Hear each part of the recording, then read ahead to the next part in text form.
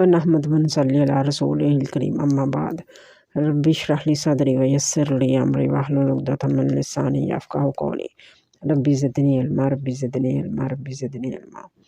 سورۃ الممتحنہ۔ ممتحنہ کا مطلب جانچ لینا۔ شان نزول سورۃ ممتحنہ۔ کفار مکہ اور نبی صلی اللہ علیہ وآلہ وسلم کے درمیان جو صلح حدیبیہ کا معاہدہ ہوا تھا، اہل مکہ نے اس کی خلاف ورزی کی، اس لیے رسول اللہ صلی اللہ علیہ وآلہ وسلم نے مسلمانوں کو خفیہ طور پر جنگ کی تیاری کا حکم دے دیا۔ حضرت حاطب بن ابی بلتہ رضی اللہ تعالیٰ عنہ ایک مہاجر بدری صحابی تھے۔ ان کی قریش کے ساتھ کوئی رشتہ داری نہ تھی، لیکن ان کے بیوی بچہ مکہ میں مقیم تھے۔ انہوں نے سوچا کہ میں قریش مکہ کو آپ صلی اللہ علیہ وآلہ وسلم کی تیاری کی اطلاع کر دوں تاکہ وہ میرے احسان مند رہیں اور بدلے میں میرے بال بچوں کا خیال رکھیں۔ انہوں نے ایک عورت کے ذریعے یہ پیغام تحریری طور پر اہل مکہ کی طرف روانہ کر دیا۔ اس عورت کا نام سارہ تھا۔ یہ مکے میں گانے بجانے کا کام کرتی تھی۔ جب مسلمان ہجرت کر کے مدینہ آ گئے، اس کے بعد اہل مکہ نے بھی گانے بجانے میں دلچسپی کم کر دی۔ یوں اس کا کاروبار ٹھپ ہو گیا۔ وہ عورت مکہ سے ہجرت کر کے مدینہ آپ صلی اللہ علیہ وآلہ وسلم کے پاس آ گئی۔ آپ صلی اللہ علیہ وآلہ وسلم نے اس سے پوچھا، کیا تم مسلمان ہو گئی ہو؟ اس نے کہا نہیں۔ آپ صلی اللہ علیہ وآلہ وسلم نے پوچھا، کیا اسلام قبول کرنا چاہتی ہو؟ اس نے دوبارہ انکار کیا۔ تو آپ صلی اللہ علیہ وآلہ وسلم نے اس سے اس کے آنے کی وجہ دریافت کی۔ اس نے روپوں کی کمی بتلائی۔ آپ صلی اللہ علیہ وآلہ وسلم نے صحابہ کرام کی مدد سے اس کو کچھ مال عطا کیا تو وہ واپس مکہ کی طرف روانہ ہونے لگی۔ اس نے حضرت حاطب بن ابی بلتہ کا رقعہ اپنے بالوں میں چھپا لیا۔ اللہ تعالیٰ نے اس معاملہ کی خبر بذریعہ وحی آپ صلی اللہ علیہ وآلہ وسلم کو کر دی۔ آپ صلی اللہ علیہ وآلہ وسلم نے حضرت علی، حضرت زبیر اور حضرت مقدار رضی اللہ تعالیٰ عنہم کو فرمایا کہ جاؤ، روضہ خاخ پر ایک عورت ملے گی جو مکہ جا رہی ہے، اس کے پاس رقعہ ہے، وہ لے آؤ۔ وہ حضرات گئے اور اس عورت سے رقعہ کا مطالبہ کیا۔ اس نے پہلے انکار کیا، لیکن بعد میں سختی کرنے پر وہ رقعہ اپنے بالوں کی چٹیا سے نکال کر دے دیا۔ آپ صلی اللہ علیہ وآلہ وسلم نے حضرت حاطب سے پوچھا، یہ تم نے کیا کیا؟ انہوں نے فرمایا، میں نے یہ کام کفر کی بنا پر نہیں کیا بلکہ اپنے بال بچوں کی حفاظت کے خیال سے کیا۔ مکہ میں میرا کوئی رشتہ دار نہیں ہے۔ میں نے سوچا قریش کو کچھ اطلاع کر دوں تو وہ میرے احسان مند رہیں گے اور میرے بچوں کی حفاظت کریں گے۔ میں جانتا ہوں کہ فتح آپ صلی اللہ علیہ وآلہ وسلم کی ہی ہوگی۔ آپ صلی اللہ علیہ وآلہ وسلم نے انہیں ان کی سچائی کی وجہ سے کچھ نہیں کہا، لیکن اللہ تعالیٰ نے تنبیہ کے طور پر یہ صورت نازل فرما دی تاکہ آئندہ کوئی مومن کسی کافر سے اس طرح کی دوستی یا مودت قائم نہ رکھے۔ صحیح بخاری۔ خط کے نفس مضمون میں بھی یہی لکھا تھا کہ خدا کی قسم، اگر رسول اللہ صلی اللہ علیہ وآلہ وسلم تنہا بھی تم پر حملہ آور ہوں تو اللہ ان کی مدد کرے گا اور جو وعدے ان سے کیے گئے ہیں پورے کر کے چھوڑے گا۔ بلا شبہ حاطب سے بہت بڑی خطا ہوئی، لیکن رحمت للعالمین نے فرمایا، بھلائی کے سوا اسے کچھ مت کہو۔ حاطب بدرین میں سے ہیں اور اللہ تعالیٰ بدرین کی خطائیں معاف فرما چکا ہے۔ سورت کا بڑا حصہ اسی قصہ میں نازل ہوا۔ بسم اللہ الرحمن الرحیم۔ یا ایھا الذین آمنوا، اے ایمان والو، لا تتخذوا عدوی و عدوکم اولیاء، نہ بناؤ تم میرے دشمنوں کو اور اپنے دشمنوں کو دوست، تلقون علیہم بالمودۃ، تم رکھتے ہو ان سے دوستی، وقد کفروا، اور البتہ وہ انکار کرتے ہیں، بما جاءکم من الحق، اس کا جو آ گیا ہے تمہارے پاس حق، یخرجون الرسول و ایاکم، وہ نکالتے ہیں رسول کو اور تمہیں، ان تؤمنوا باللہ ربکم، کہ تم یقین رکھتے ہو اللہ پر جو تمہارا رب ہے، ان کنتم خرجتم جہادا فی سبیلی، اگر تم نکلو جہاد کرنے میرے راستے میں، وابتغاء مرضاتی، اور ڈھونڈو میری رضا، تسرون علیہم بالمودۃ، تم چھپا کر بھیجتے ہو ان کی طرف دوستی کے پیغام، وانا اعلم، اور میں خوب جانتا ہوں، بما اخفیتم وما اعلنتم، جو تم پوشیدہ رکھتے ہو اور جو تم ظاہر کرتے ہو، ومن یفعل منکم، اور جو یہ کرے گا تم میں سے، فقد ضل سواء السبیل، تو البتہ گمراہ ہوا صحیح راستے سے۔ کفار مکہ اللہ کے دشمن ہیں، اور تمہارے بھی ان سے دوستی کرنا یا دوستانہ پیغام بھیجنا ایمان والوں کو شایع نہیں۔ انہوں نے پیغمبر کو اور تمہیں کیسی کیسی ایذائیں دے کر وطن چھوڑنے پر مجبور کیا، صرف اس وجہ سے کہ تم ایک اللہ کو جو سب کا رب ہے کیوں مانتے ہو۔ اس سے بڑی دشمنی اور ظلم اور کیا ہوگا۔ اگر تم اپنا گھر بار چھوڑ کر میرے راستے میں جہاد کرنے نکلے ہو اور میری رضا کے لیے انہیں دشمن بنایا ہے تو پھر ان لوگوں کو دوستی کے پیغام بھیجنے کا کیا مقصد؟ اگر ایک آدمی تمام دنیا سے چھپ کر کوئی کام کرنا چاہے تو کیا اللہ سے بھی چھپا لے گا؟ ایک مسلمان اگر ایسا سوچے یا ایسا کرے کہ میرا یہ عمل اللہ سے چھپ جائے گا تو وہ سخت غلطی پر ہے۔ ان یثقفوکم، اگر وہ تم پر قابو پا لیں، یکون لکم عدوا، وہ ہو جائیں گے تمہارے دشمن، ویبسطوا الیکم، اور دراز کر دیں گے تم پر، ایدیہم والسنتہم، اپنے ہاتھ اور اپنے زبانیں، بالسوء، برائی سے، وودوا لو تکفرون، اور چاہنے لگیں گے کہ کاش تم کفر کرنے لگو۔ یعنی اگر تم ان کافروں کے ہتھے چڑھ جاؤ تو وہ تمہارے ساتھ کسی برائی سے گریز نہ کریں گے، ہاتھ اور زبان سے تمہیں ایذائیں پہنچا کر کوشش کریں گے کہ تمہیں بھی اپنی طرح کافر بنا لیں۔ لن تنفعکم ارحامکم ولا اولادکم، ہرگز نہ تمہیں فائدہ دے گا تمہارے بہن بھائی یعنی رشتہ دار، اور نہ اولاد، یوم القیامت، روز قیامت کو، یفصل بینکم، وہ فیصلہ کرتا ہے تمہارے درمیان، واللہ بما تعملون بصیر، اور اللہ جو تم عمل کرتے ہو دیکھتا ہے۔ حاتب نے وہ خط اپنے اہل و عیال کے لیے لکھا تھا۔ اللہ نے بتا دیا کہ روز قیامت یہ رشتہ داریاں اولاد کچھ کام نہ آئیں گی۔ اللہ سب کاموں کو دیکھتا ہے، اس کے مطابق فیصلہ کرے گا۔ قد کانت لکم اسوۃ حسنۃ، البتہ رہا ہے تمہارے لیے بہترین نمونہ ابراہیم میں، فی ابراہیم والذین معہ، ابراہیم میں اور ان لوگوں میں جو اس کے ساتھ تھے، اذ قالوا لقومہم، جب کہا اپنے لوگوں کو، انا براء منکم، بے شک ہم آزاد ہیں تم سے، ومما تعبدون من دون اللہ، اور اس سے جو تم پوجتے ہو اللہ کے علاوہ سے، کفرنا بکم وبدا بیننا، اور ہم انکار کرتے ہیں تمہارا، بیننا و بینکم العداوۃ والبغضاء ابدا، اور واضح ہو گئی ہمارے اور تمہارے درمیان دشمنی اور نفرت ہمیشہ کے لیے، حتیٰ تؤمنوا باللہ، یہاں تک کہ تم یقین کرو اللہ پر جو تنہا ہے، الا قول ابراہیم، مگر کہا ابراہیم نے، لأبیہ، اپنے باپ کے لیے، لأستغفرن لک، کہ ضرور میں بخشش مانگوں گا تمہارے لیے، وما املک، اور نہیں میں اختیار رکھتا، لک من اللہ من شیء، تمہارے لیے اللہ سے کچھ بھی۔ کفار سے معاملات کی وضاحت کے لیے حضرت ابراہیم کی مثال دی گئی ہے۔ حضرت ابراہیم علیہ السلام کی پوری زندگی ایک عملی نمونہ ہے جس کی پیروی کرنی چاہیے۔ البتہ ان کا اپنے باپ کے لیے مغفرت کی دعا کرنا ایک ایسا عمل ہے جس کی پیروی نہیں کرنی چاہیے، کیونکہ یہ ان کا اس وقت کا فعل ہے جب انہیں اپنے باپ کے بارے میں علم نہیں تھا کہ یہ اسلام کا دشمن ہے۔ جب معلوم ہو گیا تو انہوں نے اپنے باپ سے بھی بیزاری ظاہر کر دی۔ ربنا علیک توکلنا، اے رب تجھ پر ہمارا بھروسہ ہے، وعلیک انبنا، اور تیری طرف لوٹنا ہے، والیک المصیر، اور تیری طرف رجوع کرنا ہے۔ ربنا لا تجعلنا، توکل کا مطلب ہے جہاں تک ممکن ہو ظاہری اسباب اور وسائل اختیار کیے جائیں، پھر معاملہ اللہ کے سپرد کیا جائے۔ یہ توکل نہیں کہ ظاہری اسباب اختیار کیے بغیر ہی اللہ پر بھروسہ اور توکل کیا جائے، اس سے مسلمانوں کو منع فرمایا گیا ہے۔ نبی صلی اللہ علیہ وآلہ وسلم کی خدمت میں ایک شخص حاضر ہوا، وہ اونٹ کو باہر کھڑا کر کے اندر آ گیا۔ آپ صلی اللہ علیہ وآلہ وسلم نے پوچھا تو کہا، اونٹ کو اللہ کے سپرد کر آیا ہوں۔ آپ صلی اللہ علیہ وآلہ وسلم نے فرمایا، یہ توکل نہیں، پہلے اسے کسی چیز سے باندھو پھر اللہ پر بھروسہ کرو۔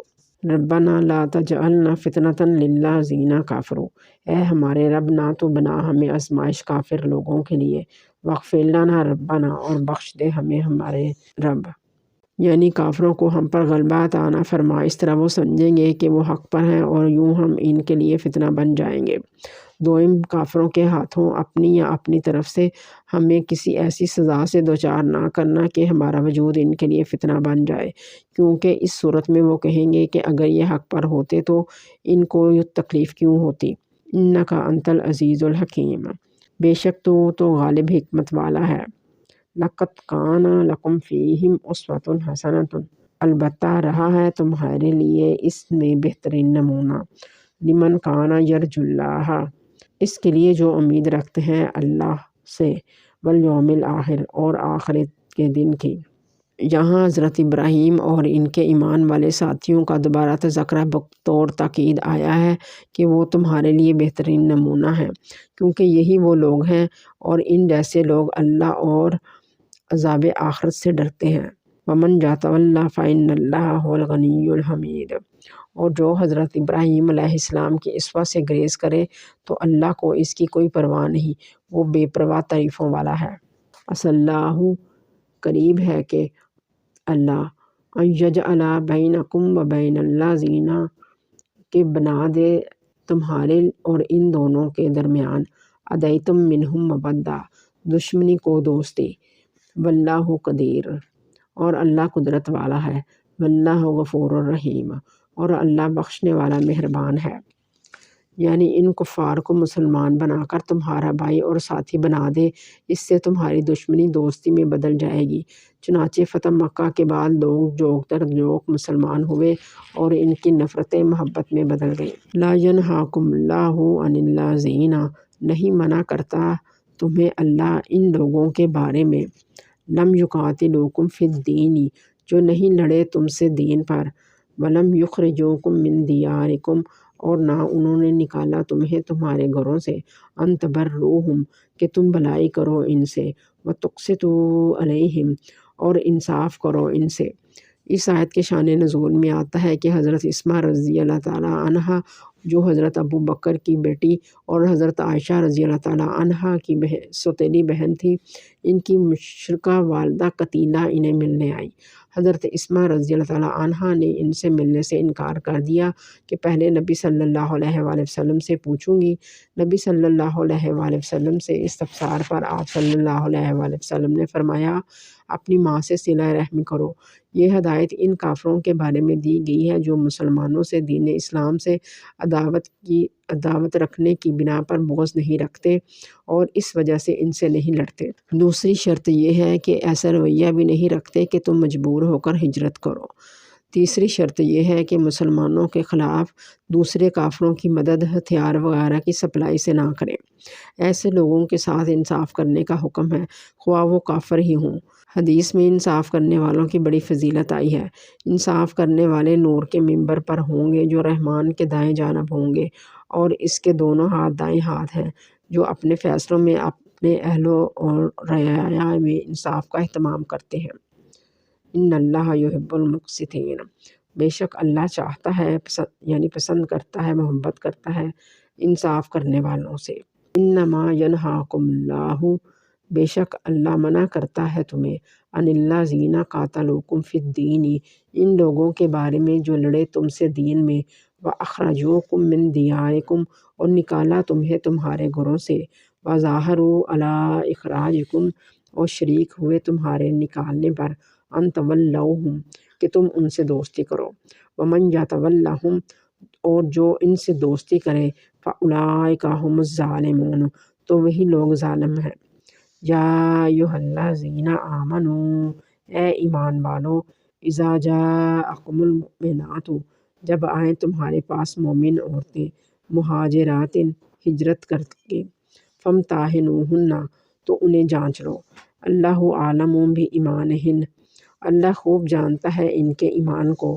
فإن علمتموہن، پھر اگر تم جان جاؤ انہیں، مؤمنات، ایمان والیاں، فلا ترجعوہن، تو نہ تم انہیں لٹاؤ، الی الکفار، کافروں کی طرف، لا ہن حل لہم، نہیں وہ عورتیں حلال ان کے لیے، ولا ہم یحلون لہن، اور نہ وہ حلال ہیں ان عورتوں کے لیے، وآتوہم ما انفقوا، اور دے دو انہیں جو انہوں نے خرچ کیا۔ پچھلی آیات میں کفار کے دو فریقوں کے درمیان معاملہ کرنے کا ذکر تھا۔ اس آیت میں عورتوں کے ساتھ کیا معاملہ ہونا چاہیے جو دارالحرب سے دارالاسلام میں آئیں یا دارالحرب میں مقیم رہیں۔ صلح حدیبیہ میں مکہ والوں نے یہ شرط رکھی تھی کہ ہمارا جو آدمی تمہارے پاس جائے اسے واپس کرنا ہوگا۔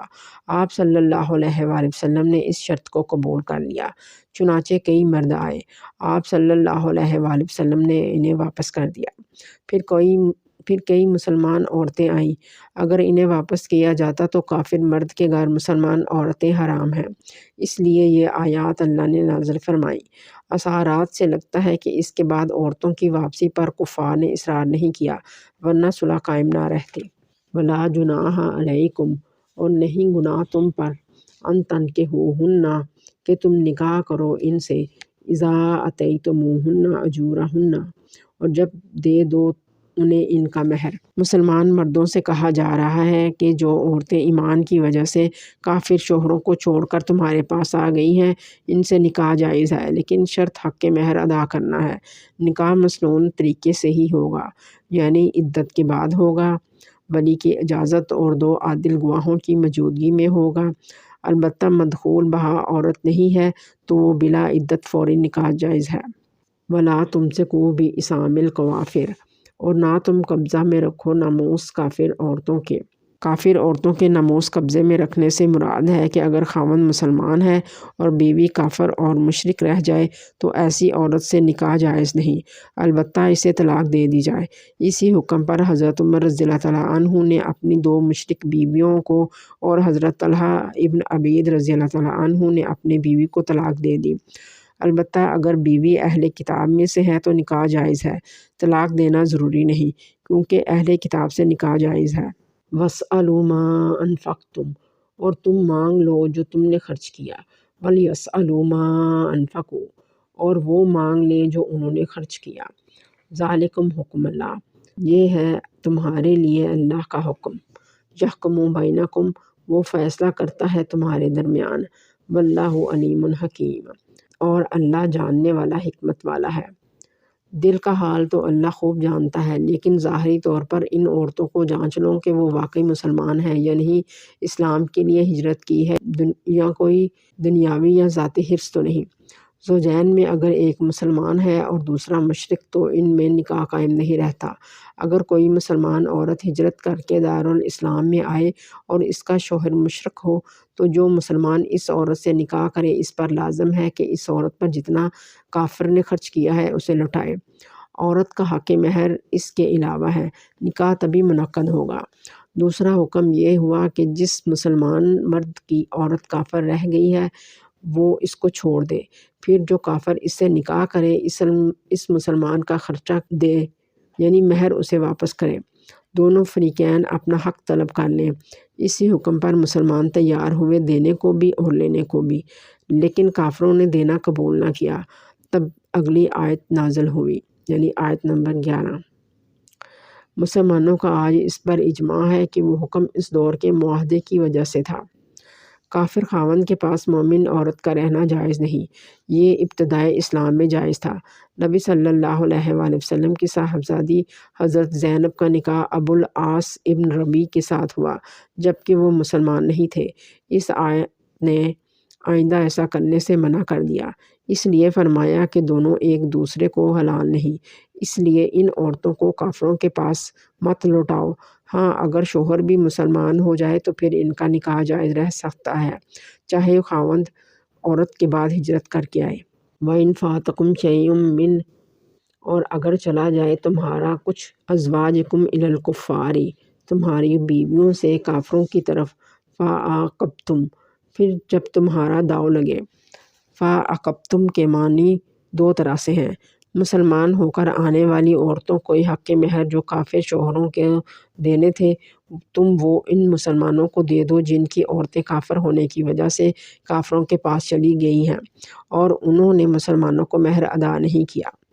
دوسرا یہ کہ تم کافروں سے جہاد کرو اور جو مال غنیمت حاصل ہو اسے تقسیم کرنے سے پہلے ان مسلمانوں کو اتنا ادا کر دو جنہوں کی بیویاں دارالکفر چلی گئی ہیں۔ اگر مال غنیمت سے ازالہ ممکن نہ ہو تو بیت المال سے ادا کیا جائے۔ فَأَتُ الَّذِينَ ذَهَبَتْ تو دے دو ان لوگوں کو چلی گئی ہیں جن کی ازواجہم مثل ما انفقوا جن کی بیویاں اس کے برابر جو انہوں نے خرچ کیا، واتقوا اللہ الذی اور اللہ کی ذات سے ڈرو، انتم بہ مؤمنون اگر تم اس پر یقین کرنے والے ہو۔ یا ایھا النبی اے نبی صلی اللہ علیہ وآلہ وسلم، اذا جاءک المؤمنات جب آئیں تمہارے پاس مومن عورتیں، یبایعنک تو بیعت لو تم اس پر، علی ان لا یشرکن باللہ شیئا کہ نہ وہ شریک کریں گی اللہ کے ساتھ کسی کو، ولا یسرقن اور نہ وہ چوری کریں گی، ولا یزنین اور نہ وہ زنا کریں گی، ولا یقتلن اولادہن اور نہ مار ڈالیں گی اپنی اولاد کو، ولا یأتین ببہتان یفترینہ بین ایدیہن وارجلہن اور نہ لائیں گی بہتان باندھ کر اپنے ہاتھوں سے اور اپنے پاؤں سے، ولا یعصینک اور نہ نافرمانی کریں گی تمہاری، فی معروف واضح طور پر، فبایعہن تو ان سے بیعت لو، واستغفر لہن اللہ اور بخشش مانگو ان کے لیے اللہ سے، ان اللہ غفور الرحیم بے شک اللہ بخشنے والا مہربان ہے۔ نبی صلی اللہ علیہ وآلہ وسلم یہ بیعت اس وقت لیتے جب عورتیں ہجرت کر کے آتی۔ البخاری۔ فتح مکہ کے دن بھی آپ صلی اللہ علیہ وآلہ وسلم نے قریش کی عورتوں سے بیعت لی۔ بیعت لیتے وقت آپ صلی اللہ علیہ وآلہ وسلم صرف زبان سے عہد لیتے، کسی عورت کے ہاتھ کو آپ نہیں چھوتے تھے۔ بیعت کے وقت صرف یہ فرماتے کہ میں نے ان باتوں پر تجھ سے بیعت لی۔ البخاری۔ بیعت میں آپ صلی اللہ علیہ وآلہ وسلم عورتوں سے یہ عہد بھی لیتے کہ وہ نوحہ نہیں کریں گی، گریبان چاک نہیں کریں گی، سر کے بال نہیں نوچیں گی اور جاہلیت کی طرح بین نہیں کریں گی۔ البخاری۔ اس بیعت میں نماز، روزہ، حج اور زکوٰۃ کا ذکر نہیں، کیونکہ یہ ارکان اسلام لازم ہیں۔ آپ صلی اللہ علیہ وآلہ وسلم نے بطور خاص ان چیزوں کی بیعت لی جو عورتیں عموماً کثرت سے کرتی ہیں، اس لیے دعوت اور وعظ کے وقت معاشرتی خرابیوں اور رسموں کی تردید کرنا لازم ہے۔ ان اللہ غفور الرحیم بے شک اللہ بخشنے والا مہربان ہے۔ یا ایھا الذین آمنوا اے ایمان والو، لا تتولوا نہ تم دوست بناؤ، قوما غضب اللہ علیہم ان لوگوں کو جن پر اللہ کا غصہ ہوا۔ اس سے مراد یہود، منافق اور تمام کافر ہیں۔ قد یئسوا من الآخرۃ البتہ وہ مایوس ہیں آخرت سے، کما یئس الکفار جیسے نا امید ہیں کافر، من اصحاب القبور جو قبر والے ہیں یا قبر کے ساتھی ہیں۔ آخرت سے مایوس ہونے کا مطلب ہے قیامت کا انکار، اصحاب القبور سے مایوس ہونے کا مطلب ہے کہ وہ آخرت کے دن نہیں اٹھائے جائیں گے، یا دوسرے معنی یہ ہیں کہ قبروں میں دفن کافر ہر قسم کی خیر سے مایوس ہیں، کیونکہ مر کر انہوں نے کفر کا انجام دیکھ لیا ہے۔ سبحانک اللہم و بحمدک اشہد ان لا الہ الا انت استغفرک و اتوب الیک۔